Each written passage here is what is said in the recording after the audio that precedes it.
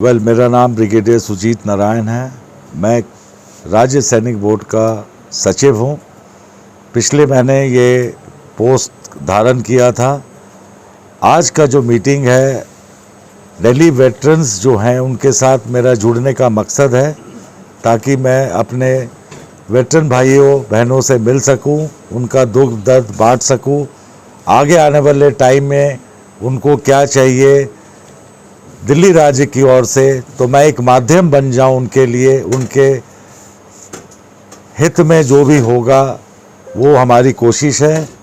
तो ये एक साझा मीटिंग रखा गया है ताकि आपस में एक दूसरे को जान सके। तो इस मीटिंग का क्या निष्कर्ष निकला? आपने सैनिकों की किस प्रकार की समस्याओं से खुद को अवगत कराया है आज? देखिए, सैनिकों की जो समस्याएं हैं, जब वो सेवानिवृत्त होके आते हैं, कम उम्र में सेवानिवृत्त होते हैं, तो उनके आगे आने वाले टाइम में जीवन में उनकी जीविका क्या हो, क्या प्रावधान कर सके। हमारी वीरांगनाएं हैं, वीर नारी हैं, उनके परिवार को हम कैसे मदद कर सके। बच्चे जो डिपेंडेंट हैं उनको हम लोग किस तरह से, ये एसोसिएशन आपस में मिल के किस तरह से उनका जिम्मेवारी हम ले और उनको सहूलतें पहुंचाए जो दिल्ली सरकार की ओर से उनको दिया गया है, जो उन तक हम पहुंचना चाहते हैं।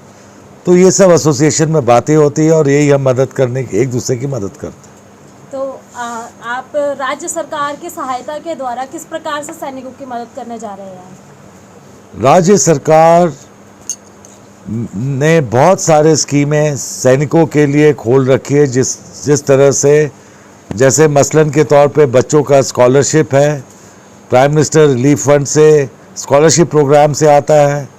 इसके प्राइम मिनिस्टर रिलीफ फंड तो सेंट्रल गवर्नमेंट के अधीन है, जो भी है। मैं आपको ये बता रहा हूँ, वो स्कीम भी राज्य सैनिक बोर्ड के मार्फत से ही आता है।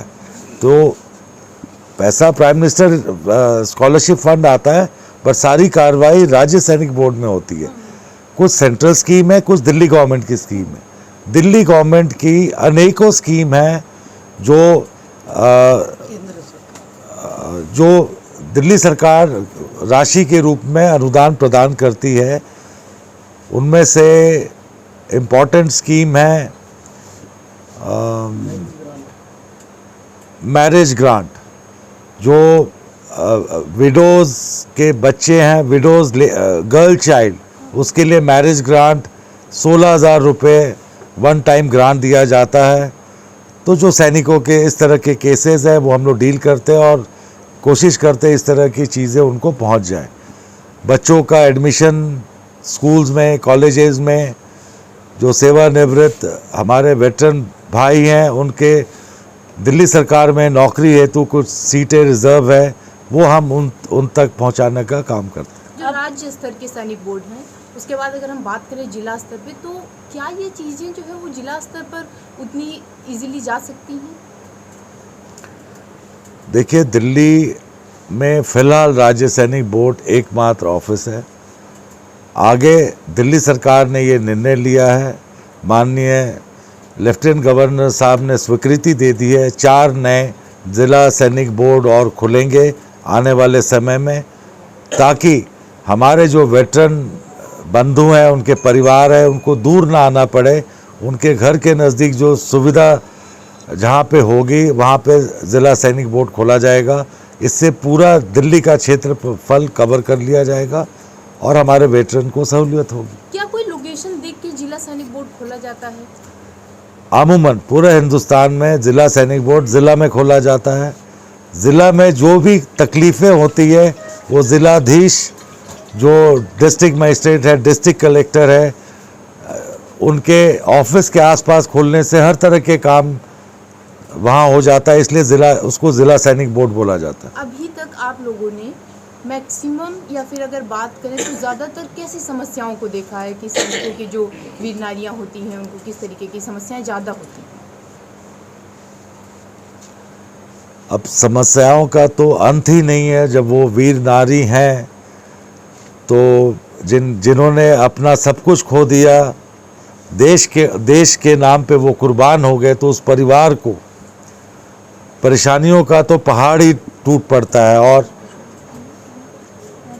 और हमारा काम है कि वो हमारी एक परिवार की सदस्य हैं, हम उनके साथ उनका दुख में हाथ बटाते हैं और जो भी सुविधाएं दे सके वीर नारी और उनके परिवार को। हर चीज़ सरकार नहीं करती है, कुछ फ़र्ज़ हमारा भी है, कुछ दायित्व देश की नागरिक का भी है। हम हर चीज़ के लिए सरकार को देखेंगे वो भी सही नहीं है। तो ये जब वेटरन एसोसिएशन है, हम जिस रूप से भी मदद कर सके हम ज़रूर उनको सहायता करते हैं। अच्छा सुरजीत जी, अभी आप जब अपना परिचय दे रहे थे, जो 1 घंटे की मीटिंग हुई है, उसमें आपने कुछ इस प्रकार के वक्तव्य पेश किए कि सैनिक मेरा भगवान, हाँ, और वेटरन्स की पूजा करना, भगवान को पाना, ऐसे आपके वक्तव्य थे। अब आप इन भगवानों को किस प्रकार से पूजने जा रहे हैं?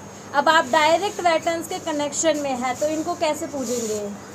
देखिए, ये एक इसको बोलते हैं मेटाफर। उसका मतलब ये है कि मैंने अपने जवानों की तुलना ईश्वर से कर दी। अगर मैं समझता हूँ मैंने अपने जवानों की सेवा कर दी, मैंने अपने धर्म का पालन कर दिया। आज मुझे मौका मिला है कि मैं फिर से इनकी सेवा में हाजिर हूँ, वेटरन का। अगर मैं इनके दुख दर्द में कुछ भी हाथ बटा पाऊँ तो मैंने अपना धर्म निभाया है। आने वाले वक्त में जो मेरे से बन पाएगा, अपनी तरफ से, सरकार की तरफ से, जिस तरह से भी मैं सहयोग से इनका देखभाल कर सकूं, इनकी लंबी उम्र की मैं मंगल कामनाएं करता हूं। इनके परिवार सुखी रहे, ये सुखी रहे। अगर ये खुश है तो मैं खुश रहूं। अच्छा सुजीत जी, आखिरी सवाल लेना चाहूँगी। आप जानते हैं 112 दिनों से लगातार जंतर मंतर पे वेटरन्स जो है, जिनको आप अपना भगवान मानते हैं, वो OROP और डिसेबिलिटी पेंशन, विडो पेंशन और MSP के लिए सरकार से सीधा लोहा लेके बैठे हैं। उनको किस प्रकार से अब आप पूजेंगे? सबसे पहले मैं आपको बताना चाहता हूँ, जब आप फौजी को एड्रेस करें तो उसको रैंक से बताया करें। ब्रिगेडियर सुजीत 1। नंबर 2, OROP हमारे वेटरन बंधु पूरे इंडिया में हैं। सबकी जिम्मेवारी प्रधानमंत्री पे, मेरे ऊपर तो नहीं है, रक्षा मंत्री हैं। उनकी आवाज़ वहाँ तक पहुँचे, जो सरकार को सही लगेगा वो डिसीजन लेंगे। भगवान तो है मेरे लिए, मैं उनके साथ, मेरी सहानुभूति है। लेकिन मैं चाहूँगा अगर उनका कोई निवेदन मेरी तरफ से आएगा तो मैं ज़रूर कोशिश करूँगा वो उनकी आवाज़ वहाँ तक पहुँचाई जाए। तो अभी लोग हैं इस पे विचार कर रहे हैं।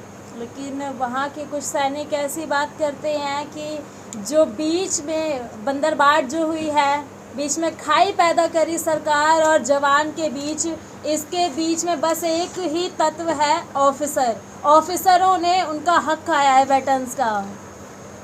और आप भी एक ऑफिसर रैंक से बिलोंग करते हैं। करेक्ट। तो फिर तो मुझे यहाँ होना ही नहीं चाहिए था, क्योंकि मैं सबका हिस्सा खा रहा हूँ। नहीं, ये उनका कहना है। कहने वाला, मैं ये कहना चाहता हूँ, हिंदुस्तान में हर तरह के लोग हैं, वो कुछ भी बोले। मैं आज 15 दिन मेरे को ज्वाइन किए हुआ है, मैं आया हूँ अपने वेटरन बंधुओं से मिलने। आप मेरे को ले गए जंतर मंतर। आपको अगर पूछना है तो जाइए जंतर मंतर। आपने अपने स्पीच में जंतर मंतर का जिक्र भी किया था, इस वजह से मैंने ये सवाल दिया है अभी आपको। मैं क्या कहना चाहता हूँ कि हम लोग एकजुट में अपनी आवाज़ सरकार को पहुँचाएं, तब शायद सरकार तवज्जो देगी। और ऐसा नहीं है कि एक आदमी की अभी आवाज़ सरकार को पहुँच जाए और सरकार एक्शन ले ले तो समाधान निकल सकता है। डिसीजन OROP पेंशन ये जो होता है, ये रक्षा मंत्रालय की जिम्मेवारी है। हम लोग तो एक जरिया है, आवाज़ है। मैं तो चाहूँगा मेरा पेंशन भी इनको मिल जाए। तो क्या ये संभव है? एक सरकार ने स्केल डाला हुआ है, योग्यता के हिसाब से वो दे रहे हैं। खाई बनाने की तो कोई ज़रूरत नहीं है। जब मैं द्रास की दुर्गम पहाड़ियों में 14,000 फीट पे जब लोगों के सांस नहीं आती थी, हम जवानों के साथ कंधे से कंधा मिला के लड़ाई लड़ते हैं। वो उससे ज़्यादा दोस्ती तो आज तक किसी की नहीं देखी। मुझे 4 गोली लगी है, जवानों ने अपना खून मुझे दिया। तो ऐसी कोई खाई नहीं है, ये दुष्प्रचार है। इस वहम में ना आप लोग जाएं। आप ये मान के चलिए कि सैनिक को कुछ दुख है, कुछ लोगों को ज़्यादा दुख है, वो अपनी बात अलग तरीके से पहुंचाना चाहती है।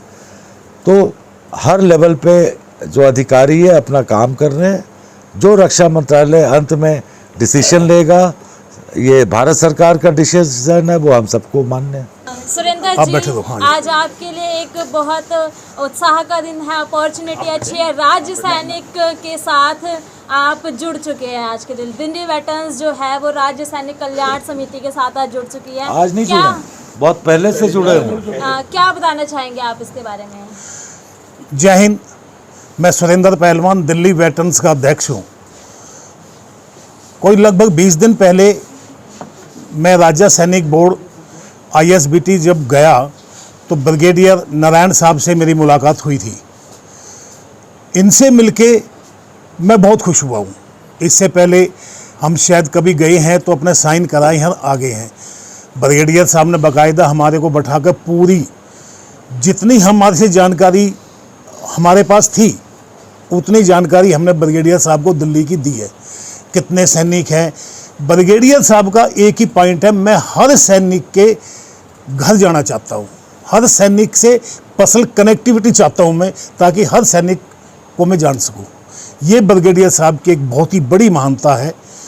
और इसमें ब्रिगेडियर साहब को OROP से ना जोड़े तो सभी मुद्दे एक उसमें नहीं आते हैं। तो उसका अगर कोई है तो मैं उसकी रिप्लाई दे दूँगा आपको। तो ब्रिगेडियर साहब जो एक एक सैनिक से जुड़ना चाहते हैं, इनकी बड़ी महानता अब से पहले किसी भी जो भी सचिव आए हैं उनकी इतना वो नहीं रहा है। आए अपने टर्म्स पूरा के चले गए हैं। ब्रिगेडियर साहब ने आते ही दिल्ली वेटरन्स को रजिस्टर्ड करने के लिए हमारे को बोल दिया और हमारी केंद्रीय सैनिक बोर्ड में रजिस्टर के लिए अपने यानी कि अप्रोच लगाएंगे। इन्होंने ये कहा जितने भी वेटरन्स प्रोग्राम करे दिल्ली में अपने एसोसिएशन के लेटर हेड पर लेटर दो, खर्चा हम उठाएंगे। अभी तक खर्चा हम उठा रहे थे, अब आगे देखो ना, हम सभी कोई हौलदार से है, कोई सूबेदार से है, पेंशन पे अपना, तो वो सारे खर्चे जो हम कर रहे हैं वो सचिव साहब ने बोल दिया, ब्रिगेडियर साहब ने, आप बताओ हमारे को, हम करेंगे। जैसे हम 2 साल पहले दिल्ली से बागा बॉर्डर एक तिरंगा यात्रा लेके गए थे जिसमें वीर नारियाँ भी थी, NCC के बच्चे भी थे, लगभग 2-2.5-3 लाख हमारा खर्च हुआ। जैसे ब्रिगेडियर साहब को मालूम बोला आगे दोबारा जाओ, खर्चा हम देंगे, हम करेंगे, तो हमारे लिए बहुत खुशी की बात है। हमारे को एक ऐसा ब्रिगेडियर सचिव मिला राज्य सैनिक बोर्ड में जो हमारे वेटरन्स की प्रॉब्लम, अपनी प्रॉब्लम समझ के हमारे साथ शेयर कर रहे हैं, कंधे से कंधा मिला के खड़े हुए हैं। और हम धन्यवाद कहूँगा ब्रिगेडियर साहब का, इतना ज़्यादा इन्होंने पेन लिया वेटरन्स के लिए।